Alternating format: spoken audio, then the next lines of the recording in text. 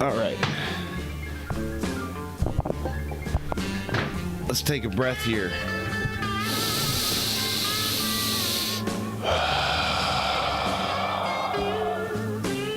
And let me tell you, it was damn sure needed after that Cincinnati Bengals game yesterday.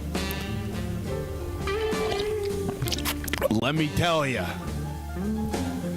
if you go to my Instagram and you look at my most recent post, I documented the emotional journey of yesterday's matchup, Cincinnati Bengals against the Cleveland Browns over in Cleveland, Ohio. I can't remember what their stadium's called. But boy, oh boy. So watching the film after the game, much different than watching the actual game. The film was a bit prettier than the TV broadcast. When I say prettier, I mean prettier in the trenches for Cincinnati. We did a good job of. There's a lot of tight ends involved in our offense. You would kind of expect that looking at our tight end room with Mike G, with new addition Noah Fant, with Drew Sample, and I'm not sure if Tanner Hudson is on the active roster or not, but he's another guy that had gotten a lot of reps last season, most notably the play against the New England Patriots that he should have scored a touchdown on last season in the opening game, but gets stripped at the 1-yard line. And that play over the course of the 2024 season proves to be what cost Cincinnati a playoff berth. So I digress. A lot of 21 personnel. I noticed 2 tight ends, 1 back. A lot of the time Cincinnati was doing. On the Chase Brown touchdown on the first series, Cincinnati had Noah Fant out wide to the left to the field and motioned him in to the tight port. They motioned him in tight on that same strong side of the formation, and then Noah Fant cut across the formation and laid a pivotal block to spring Chase Brown free for that first touchdown against Cleveland. That first series for Cincinnati was the best that offense looked the entire game. It was the best they looked. They marched down the field. They ran the ball effectively. Like I said, this game, this Bengals-Browns game, does not look to me as ugly on film as it did to my eyes watching it on the TV broadcast yesterday, at least the first portion, okay? And I was saying to myself the entire game, what the fuck? Get Jamar involved. Get T involved. Nick Saban always talks about and it's so simple. Nick Saban always says the most important aspect of coaching is not about the plays you call, but the players you're getting involved when making the play call. So I always think about that. I'm saying to myself, look, why don't we get Jamar involved more? Why don't we get T involved more? Why don't we run Jamar on some under routes, maybe some mesh concepts to get him open, get him out in space with the football? And then why don't we throw up more 50-50 balls to T. Higgins, try and get these guys to make some plays? It just was not happening, and this Browns defense deserves a ton of credit. A ton. Newsome, or whatever his name, number 0, was clamping.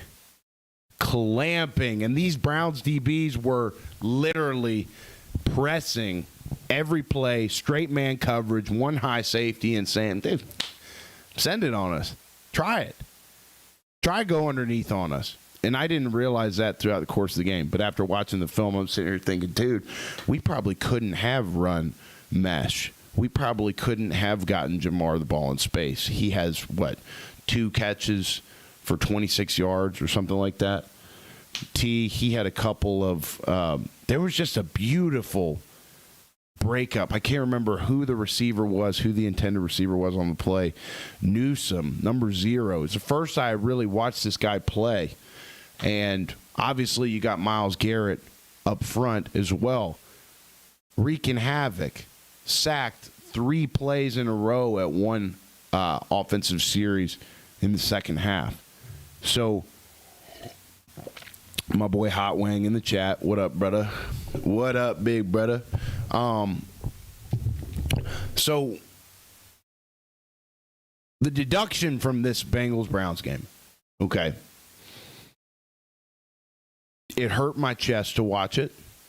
That's the first thing. The second thing is I think it increased my risk of cancer a bit to watch that game. The third thing is the Bengals fucking got out with a win. The Bengals did what they have not been able to do, let me think, 11 out of 12 times over the past 6 years. Make it 11 out of 13, which is lose week 1. I hope I put that sentence together right. Hopefully you guys grasp what I was saying. The Bengals make it out of a week 1 division game with a win. And you say this a lot. This is a really optimistic way to spin it, but I really would say this with any team. If you look that shit and you come out with the win, that is a good sign for your team. The Bengals find a way to lose this game every single time last year. Every single game that was like this last season in 2024, the Bengals found a way to lose it. And this time, we steal it. We walk away with the win. In the division, I don't care how bad the Browns are year in, year out. The Bengals always struggle with Cleveland. They know each other, okay? They know each other. It's like, especially in the AFC North, it's like when these teams come together, when the Bengals come together with the Ravens, when the Bengals come together with the Steelers, when the Bengals come together with the Browns, it's like getting into an argument with your wife, okay? You guys live together. She noticed that maybe you didn't wipe your ass good enough that morning when you woke up, and y'all get into an argument, and she brings up the fact that you didn't wipe your ass good enough or whatever.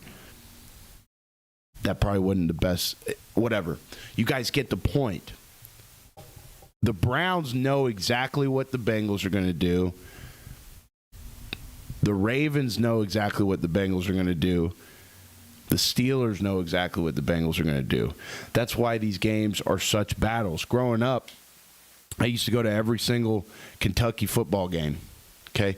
Big Tim in the chat, my sensei, Mr. Tim Welch. Welcome, brother. Growing up, I used to go to, my parents had season tickets to Kentucky football. Okay? So every home game, my entire childhood, we would go watch Kentucky play. And the thing about Kentucky football is, and this still stands today, had a couple good years, okay? But overall, a subpar program, right? I remember the University of Georgia used to come in to our house. This was back when the Southeastern Conference had 2 different divisions, right? East and West. It's not this way anymore in college football. But the SEC used to have the SEC East. They used to have the SEC West. right? In the SEC West, you got Auburn. You got, again, it's not this way anymore. You got LSU. You got Alabama. You got Ole Miss. Who else? I'm trying to think. It'll come to me. SEC East, you got Kentucky. You got Florida. You got Tennessee. You got Georgia.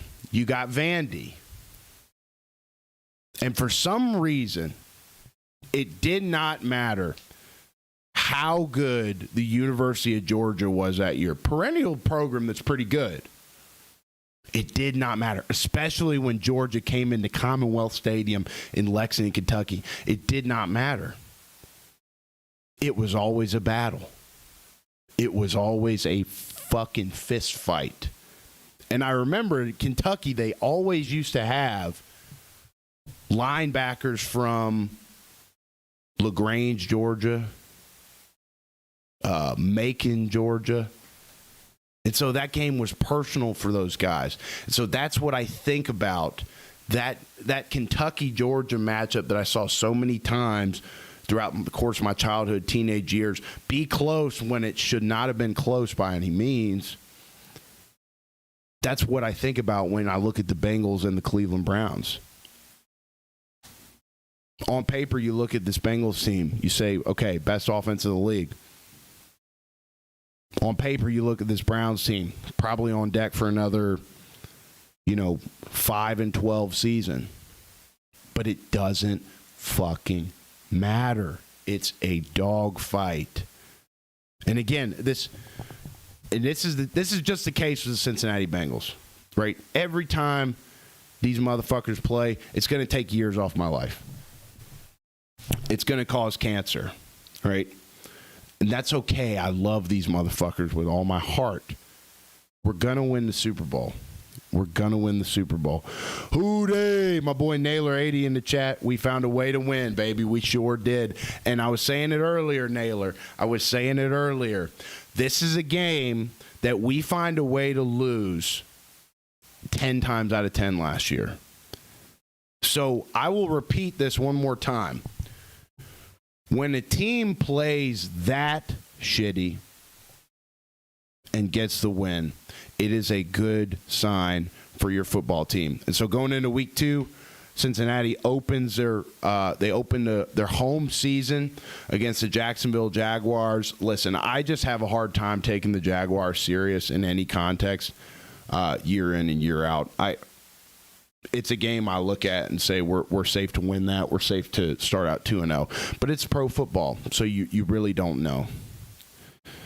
You really don't know. But look, I have a hard time believing that Travis Hunter is going to ding us for 150 and 2 tuds. I have a hard time. Okay, I did, and you guys in the chat, you might be big enough football fans to know what play I'm about to bring up here. I did see a rep, Jaguars, Panthers, and I believe it was the Jags tight end, number 89, Strange. I would pull it up on the screen. Number one, I don't have a producer. Number two, it seems to make the stream lag when I start to screen share. Otherwise, I would pull it up. But you got, I think, is his name Cole Strange? Number 89, the tight end for the Jags. You got him on the strong side of the formation, okay? When the ball is snapped, Trevor Lawrence hands it off, and Strange, 89, pulls around to the side of the run and just lays the wood on a chip block on this defensive end for Carolina. I mean, boy, did he lay the wood with his right fucking shoulder. Got me fired up. I didn't watch much of that game, right? The early slate, I was focused on Cincinnati. The middle slate, I got myself about 75 minutes of kickboxing in my garage. I mowed the lawn. And by the time I was done doing those things, the Lions were up 2 or 3 possessions against the Packers. But I watched the tail end of that. Pretty sorry-ass performance by Detroit. But that just might be how good of a team Green Bay is. I was shocked. Obviously, Green Bay gets Micah Parsons, arguably the second best edge player in the league behind Trey Hendrickson, to help him up front. Okay, they pay him $144 million. But that Packers front just looked scary with Quay Walker. You had a couple other guys up there up front making plays. They're all big. They're all long. And they all look mean. And it just seemed like that. I think it was the first time that the Packers got a home game to open the year, week one, since like 2017. It's like 7 or 8 years since they've had a home opener week one. And boy, that crowd was juiced. Micah Parsons was getting back there. Here was the problem, I thought, with Detroit. Here was the problem. You look at quarterbacks like Josh Allen. You look at quarterbacks like Lamar Jackson.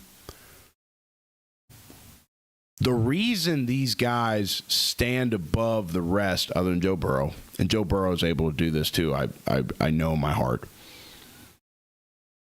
They're able to work off script. They're able to work off schedule. Right? Playing the quarterback position in football, especially in the passing game, it's all about timing. Right? How timely can you get the ball out? And with Jackson, with Allen, they're able to improvise. And we'll get to that game last night, by the way. Probably the highest quality week one football game I've ever watched in my life. Okay, the Bills and the Ravens on Sunday night. It was crazy. But one thing I noticed in that game last night, to kind of build on my point about the Detroit-Green Bay game in the middle afternoon slate, is Jared Goff cannot operate off script. He can't roll out of the pocket, make something happen on his own. That's not the style of quarterback he is. And so how do you make it work in Detroit with Jared Goff at the helm? How have they made it work over the last few years in Detroit with Jared Goff at the helm and been contenders? Well, they've been able to establish the run game. You got a nice two-headed monster that didn't really look like a two-headed monster yesterday in David Montgomery and Jahmyr Gibbs at running back.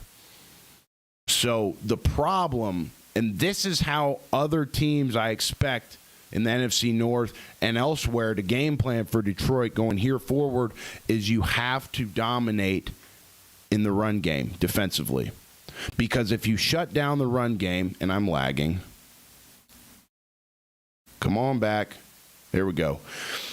If you stop the run game against Detroit and you have a good pass rush, their offense is going to have big problems because Jared Goff just can't move around back there like Josh Allen can, like Lamar Jackson can. I swear, those guys are creating their own version of the quarterback position. And I think Joe Burrow's athletic enough, poised enough to be put in that category as well. But just looking at that game last night, you have to, for now, okay, it hurts my heart to say this, you have to, for now, put Lamar and Josh Allen at the top echelon in terms of quarterback play in the league. But that was the problem for Detroit. Okay. Jared Goff is not able to go off schedule. And when you have a quarterback that can't go off schedule, you have to be able to establish the run game. And this front for Green Bay, this might be why they've got so much hype in the preseason. I didn't really understand it, even with the addition of Micah Parsons. But after watching Green Bay up front, close and personal, I'm starting to really understand it. Okay? In a league that is dominated mostly by quarterback play, and I'm not saying Jordan Love's bad. In fact, he looked I didn't see as many Jordan Love's reps yesterday as I would have liked to. I need to go back and watch the film. But I just haven't been sold on Jordan Love. I think he's kind of a glorified Trey Lance. Okay? But I can't really say shit. Look, you got that receiver for Green Bay, Jaden Reed, who is a dog. A dog. I know he scored at least once. Might have scored another time. Okay, like I said, I was mowing the lawn, doing some aerobics, right? Jaden Reed, I saw him bawling. And it was pretty much an ass kicking. It was a game that during many moments I was like, why the hell am I watching this? Okay, there were other good games that went on. The Falcons blew it against the Buccaneers, and I hesitate to speak on games that I didn't view the whole time or watch film on yet. That's one of them, the Bucs-Falcons game. But I did catch the end, and I did see that Atlanta had a chance to tie it up, and young Ho Koo missed wide right, I believe, much to the dismay of the home crowd there in Atlanta. So is it going to be another disappointing season for Atlanta? I knew looking at that game, looking at the spreads, that Tampa Bay and Atlanta was going to be a hotly contested game. Naylor says Baker was throwing dimes. It's going to be really the NFC South. Look, you take out, let's think, you got the Saints, ass. You got the Panthers, probably ass. Okay. You got the Bucs, who are pretty good. Baker's found his home there in Tampa. And then you got the Falcons, who are a big question mark. And when we look at yesterday's game, it seemed they had a problem closing this game out. Mayfield has some of the best ball places in the NFL right now. I believe it. I believe it. A guy that was a journeyman for some time probably didn't deserve to be a journeyman. What else? What else do we have going on? We obviously had the game in Brazil Friday night. Cool way to start the year off. Justin Herbert balls out, throws for 300-some yards, 3 touchdowns. Listen, I'm emotionally indifferent to the Los Angeles Chargers, right? One thing that really grinds my gears, I'm not a Justin Herbert hater. In fact, I think he's a really cool guy from what I've seen. Great player. His fans, on the other hand, need to tone it down, because every time Justin Herbert does a game like he did Friday night, which was a routine game for Joe Burrow last year, by the way, these Chargers fans, I guess, are desperate to be relevant. They might be a little insecure because they live in a place that nobody really cares about the home team, because it's a nice place to live and there's 2 teams in the same city. I don't know what it is with Chargers fans or Justin Herbert fans, but every time Justin Herbert plays a good football game, all of these fans, they want to flock to Twitter and start using their Twitter fingers to say that Herbert is like somehow better than Burrow.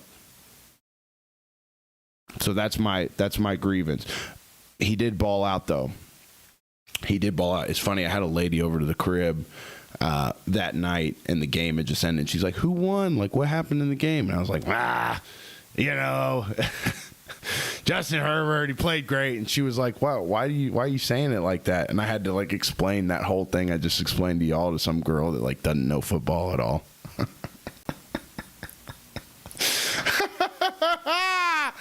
Oh, fuck, that's funny now that I say that shit out loud, boy. Yeah, I don't know. And it's like, the Chiefs hatred in me, it just dies off. Like it's died off. It's almost like they're not even really. They don't even really seem like a threat anymore to this old Bengals fan. I shouldn't speak too soon, right? We might get to January, late January, and have an AFC Championship rematch with them in Burrowhead. I don't know. So maybe I shouldn't speak so hastily, especially after just week one. But that game happened, it was interesting. These weeknight games, I have to make sure I go back and watch film because, like Friday, I was at jiu-jitsu during a lot of that Chargers-Chiefs game. That's a face not even a mother could love. Tim Burgess in the chat. Touchdown. Let's go, dude. So what else? What other games did we want to cover here? I mean, obviously, the game of the week occurred on Sunday night, last night, with about 11 minutes left in the fourth quarter. The Bills seemed down and out. The Ravens had already hung 40 points. It was 40-25. About 25,000 folks in Highmark Stadium in Orchard Park, New York, decided to head out. They thought their Bills were finished. And they went on to, let me catch up here.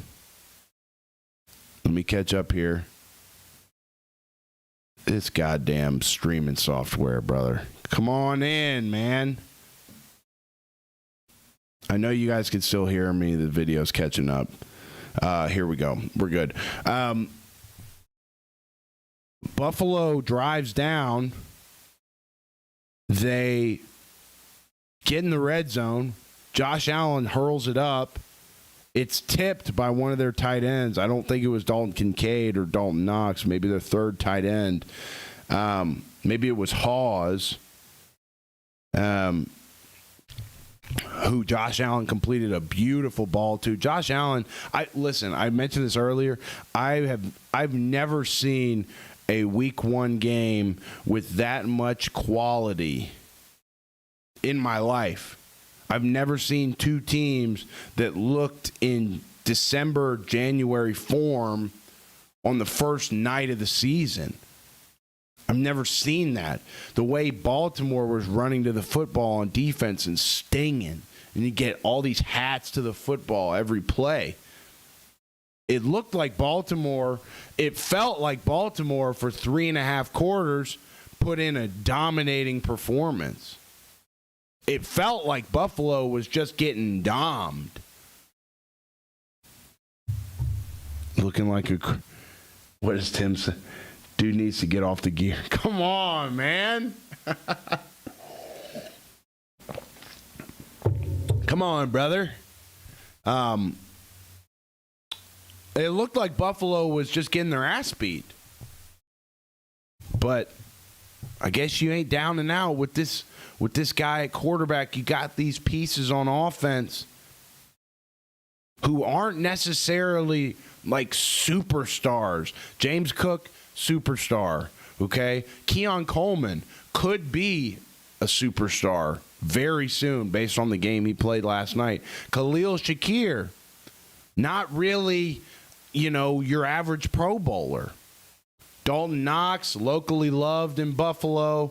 Last time I was there, I saw him on, every time we ate out, I saw him on every goddamn menu, in advertisements and stuff. And I guess that's the thing they do in Buffalo, New York. They advertise local businesses in the menus.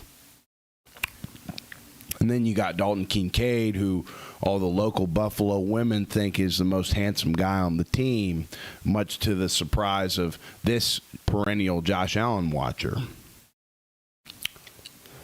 So you've got a good, reliable cast of players. And I just think back to that last Baltimore touchdown where Derrick Henry took it for 45, 50 yards.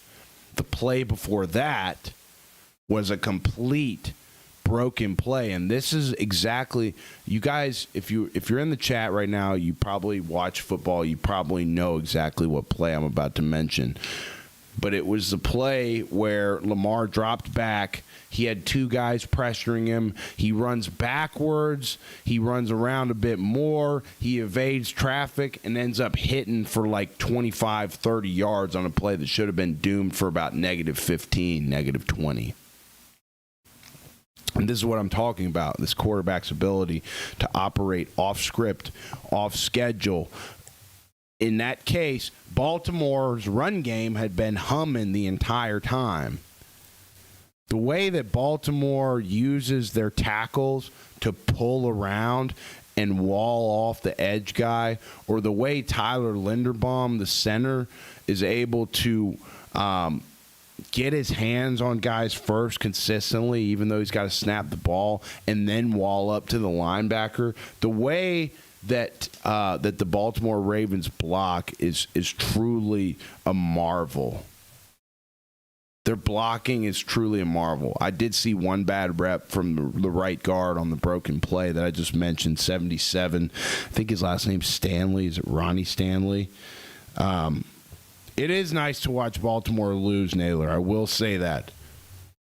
You know, because it helps us. Helps us Bengals, right?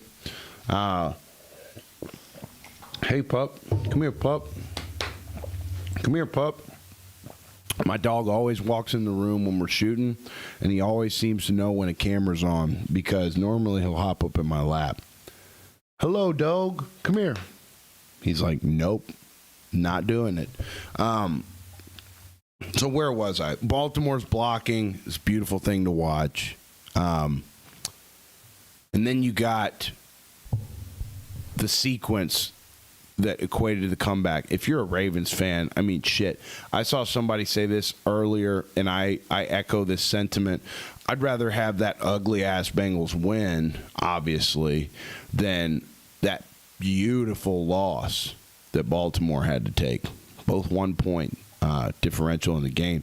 And if you're looking at scoregami, if you're looking at games that have historically never had scores yet, of which they were, last night's game was one of those scores. There has never been in the 106-year history of the league a game that ended 41-40.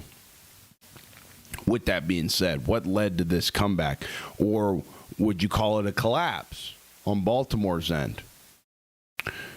You got the broken play that I mentioned, where, and this happens. This is the value of a quarterback that can go off script. I truly believe this about the game of football. The game of football is just the effort to break the will of the guy across from you.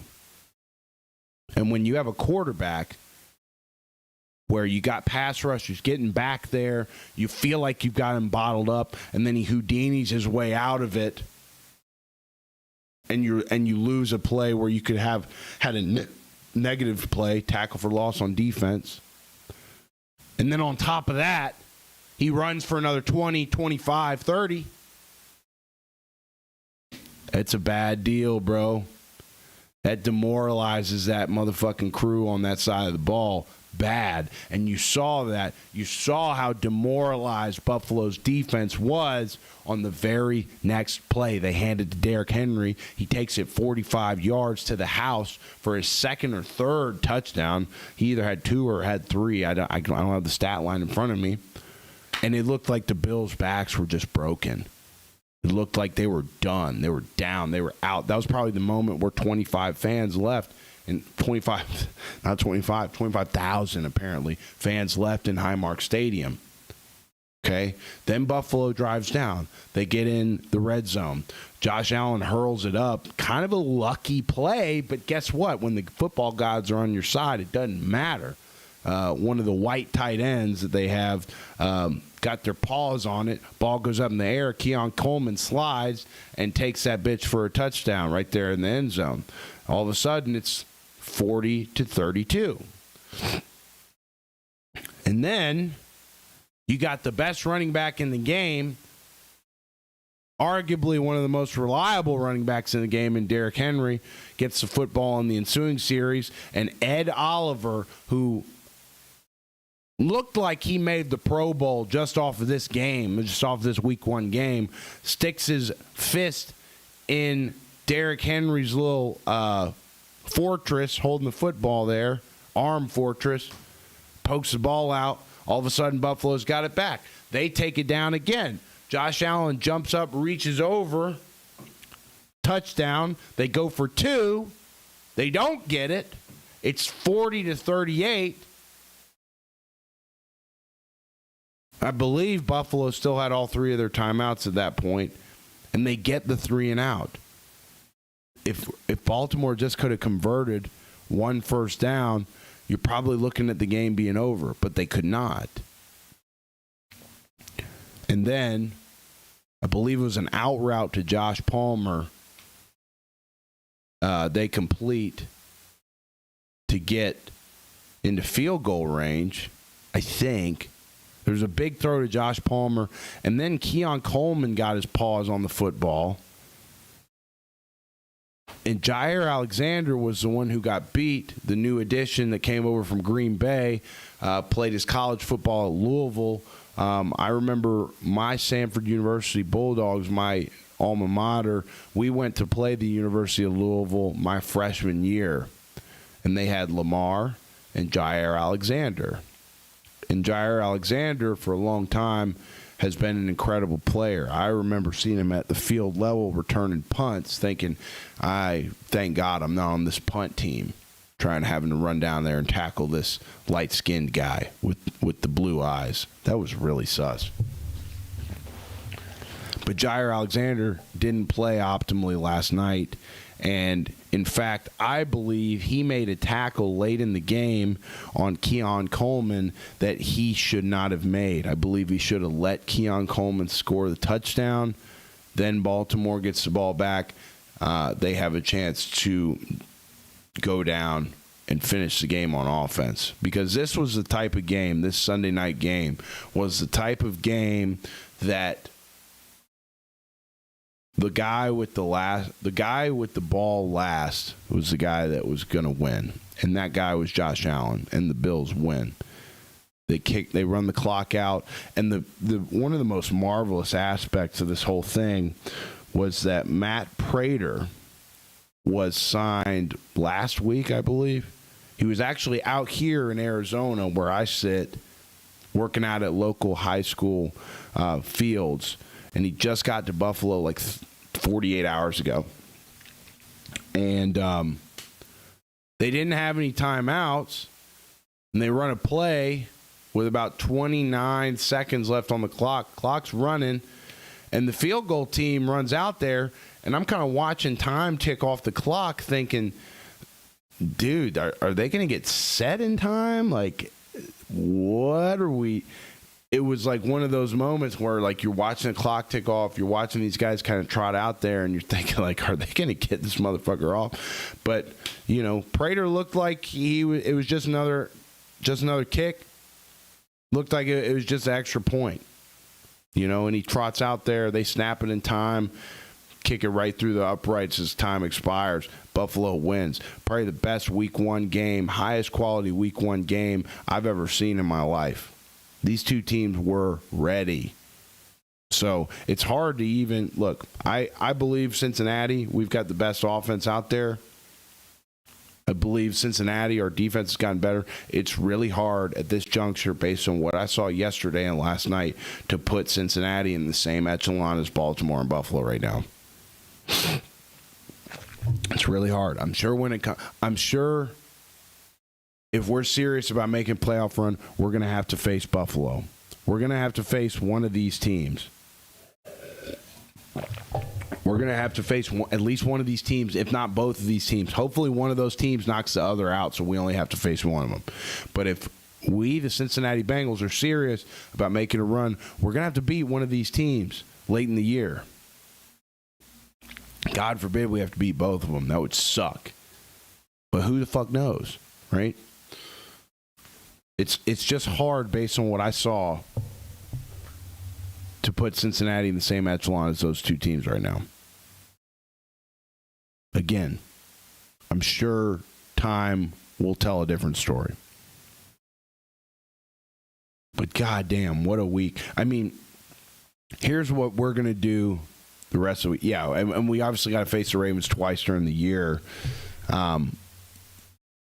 So we'll see how those games go. The way Baltimore was running the football, the way they were hitting in a Week 1 game, I mean, John Harbaugh had them ready, and the rest of his staff had them ready. I've never seen, like I said, I've never seen two teams that looked in the form that these two teams that played Sunday night looked as if they were in. If you gave me zero context of what period of the year these teams were in, like if you showed me the film sight unseen, and you told and you took weather out of the equation, you took all the commentary out of the equation, you said, what time of year did this game occur? Based on the play, I would tell you December or January. And it's a Week 1 game. Never seen that before. So whatever the hell Buffalo and Baltimore are doing in the offseason, the preseason, training camp, Zach Taylor's got to get a frickin' spy like Bill Belichick in there. Something. Get somebody in there filming their practices. Or I mean, god damn. I mean, those teams were ready. They were hitting. And like I said, it felt like Buffalo got dominated most of the game. Not just beat. Like, it felt like Buffalo got dominated most of the game. It's just it was crazy to see. Like, seeing that game last night, if I'm going to make a macro statement, seeing that game last night made me so excited and so hopeful for what the NFL will be, not just this season, but in the coming years. Like, the quality of the game, the quality of that Sunday night game last night was so high. It's going to be a fun season. It's going to be a really fun season. Take out the potential. Look, as the Cincinnati Bengals, we're not going to be disappointed this year. But let's just be hypothetical for a second. Even if the Bengals disappoint this year, it's going to be a fun season. I don't think the Bengals are going to disappoint. Again, I see that Bengals game yesterday.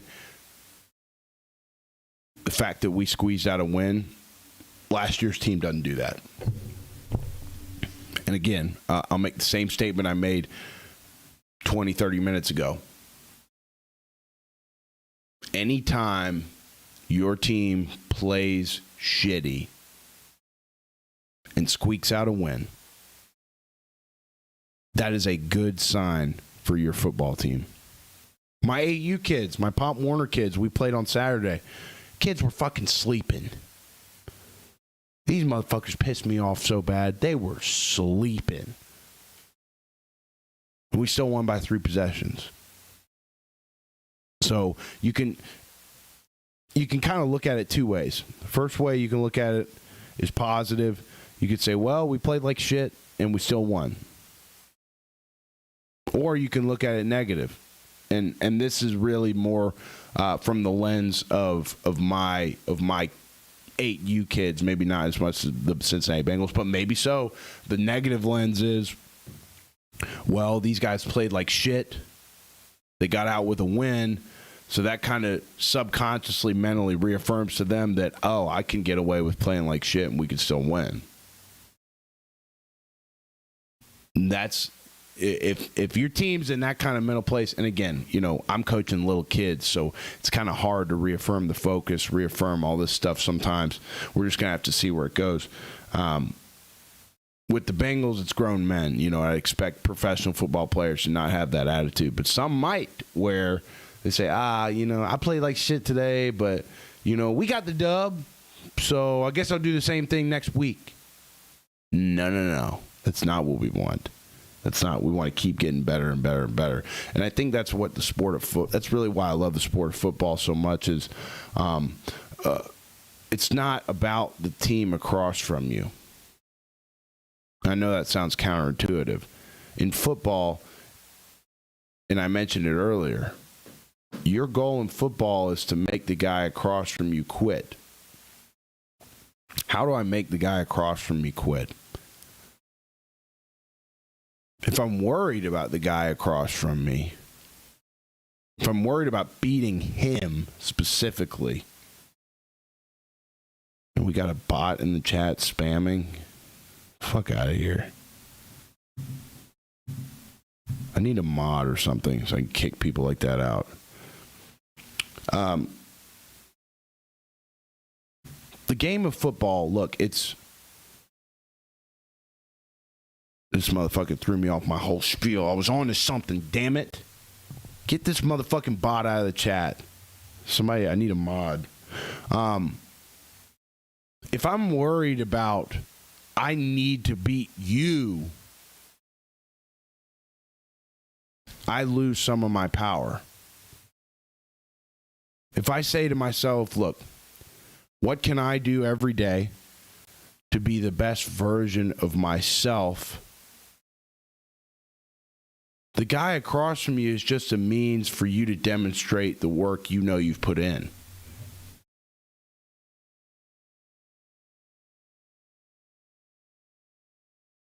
It's not about beating him. It's about demonstrating my ability that I've honed day in and day out. That's the beauty of the game of football, I think. That's why the Ravens-Bills game was such a sight to see, because you have a group of, you got two teams of consummate professionals that understand that principle. Football can be a bit personal sometimes, especially when it's division foes, especially when you know somebody pretty well across from you. But the mistake I made when I played was that I had this competitive mindset, but it was the wrong competitive mindset. It was, I have to beat the guy across from me. I have to worry about the guy across from me. I have to worry about beating him. When what I should have been worrying about is the competition will take care of itself if I handle my shit. And yes, I'm a competitor, but the guy across from me is only a means for me to demonstrate my own ability based on the work I know I've put in. So I think last night's Sunday night game was just a really good demonstration of that. A bunch of guys that have put the work in. They're focused. They're dialed in. I've never seen a game with that much quality in week one. At any, obviously, the professional level is the barometer, but at any level, I've never seen two teams that ready week one. Again, I look at that game, no context of time, and you ask me what time of year it was, I'd say January. It's fucking early September, dude. It's crazy. I think that's all we got for today. We're here every day, by the way, Monday through Friday. I think we're going to do 5 p.m. Eastern. That seems like a good time for people popping in. I want to make sure that I'm not... Like, obviously, people that watch this show are probably going to be watching McAfee, so I want to steer clear of when they're live. You know, there's other shows that I know of and watch that I know they're at different times. So 5 p.m. Eastern just kind of seems like a decent time where we get some action, we get some folks tuning in, and also it kind of steers clear of the other football programs. I'd love to jump on in the morning and, you know, really be timely with all this stuff, but like we're still pretty timely, I think, with how we're doing it. So I would dock 5 p.m. if you guys are enjoying this show, and I hope you are. I would say 5 p.m. Eastern, Monday through Friday. That's when we're here, and I'm actually going to jump on a Madden stream right after this as well. So if you're not subbed to the channel, go ahead and do that for me if you want. If you don't want to, that's fine, but you're going to see us again. And if you like football, I think you're going to love our channel. So, I think that's that, boys and girls. I think that's it for today's show. Here's what I'm going to do between now and the next time we get together. I'm going to watch some more film, and we're going to start to create our own little narrative of what we've got going on around the NFL. We're going to see who's for real, who's not for real, and the more game film we get on the docket, the better of an idea we'll have as to what we need to be thinking about what's going on around the league. It's as simple as that. We're going to use all 22 film to our advantage. My problem, I think this is where we stand out. My problem with a lot of the members in sports media, especially football, is that I don't think they watch film. Watching film is a grind. It's something I hated doing as a player. Looking back, I should have taught myself to love it. And now I do love it. And it benefits me, gives me ideas in terms of what to do with our 8U kids. Obviously gives me a good idea of what's going on the field so I can come on here and talk with you guys about it. So we're just going to continue to break down week 1 games and obviously any other happenings that occur throughout the week, news clippings, things like that. If you guys see anything that maybe I missed, pop it in the chat, comment on the video if it's a replay. Do what you got to do. That really helps us out with the show. But if nothing else happens the rest of the week from now until Thursday night, we will watch some more of the film, and we will continue to give you the best idea of what's going on in the league as we can. Okay? So that's what we're going to do. We're going to try our best to get bots out of the chat. So some weasel-ass bot in the chat. But other than that, hope you guys have a great start to your week. I believe this is episode 69 of In the Jar. And like I said, we're here every weekday. And we're going to be on here around 5 p.m. Eastern every day. So mark your calendars, sub to the channel, do what you got to do. If you don't want to sub now, that's fine. But just go ahead and mark your calendar because I know you'll be back. All right. And guys, stick around on the channel too, because we're getting ready to turn this goddamn AC back on and play some Madden. We're going to play one game of Madden, and then it'll be about time for me to head to jiu-jitsu. So, I love you guys. Appreciate you watching. Good time recapping week 1 here. We're only going to go deeper as the week progresses. So, holler at your boy, sub to the channel, at least double tap the screen. If you're in here, you spent some time in here, do me a favor, just double tap the screen, do whatever you got to do to support the channel any way you can. It really means a lot. Love you guys, appreciate you guys, and we'll see you either on stream here right now or tomorrow afternoon. Thanks. Peace. Bye.